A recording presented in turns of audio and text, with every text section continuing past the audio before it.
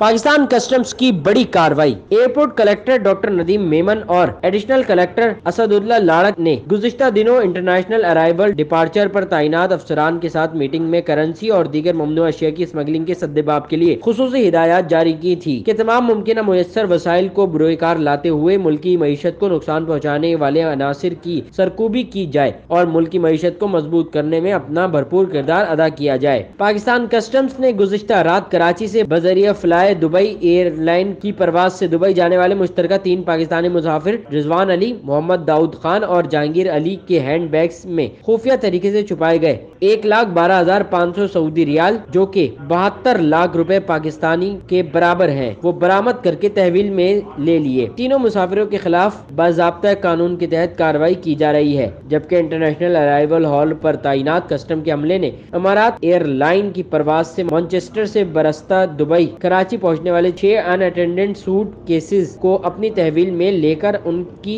Scanning की तो उन सूट केसेस में भारी तादाद में अद्वियात की निशानदेही हुई, जिस पर इन सूट केसेस को अमारात एयरलाइन के स्टाफ की मौजूदगी में खोलकर मुकम्मल तफसीली जांच पड़ताल की, जिसके नतीजे में 21 लाख रुपए मालियत की अद्वियात बरामद हुई, जिनको कस्टम ने अपने कब्जे में लेकर सूट केसेस पर लगे टैक्स के जरिए इन सूट केसेस के मालकान की तलाश शुरू कर दी है ताकि उनके खिलाफ ज़ाब्ते कानून के तहत कार्रवाई की जा सके। सैयद नमान गुल, C110 न्यूज़, कराची।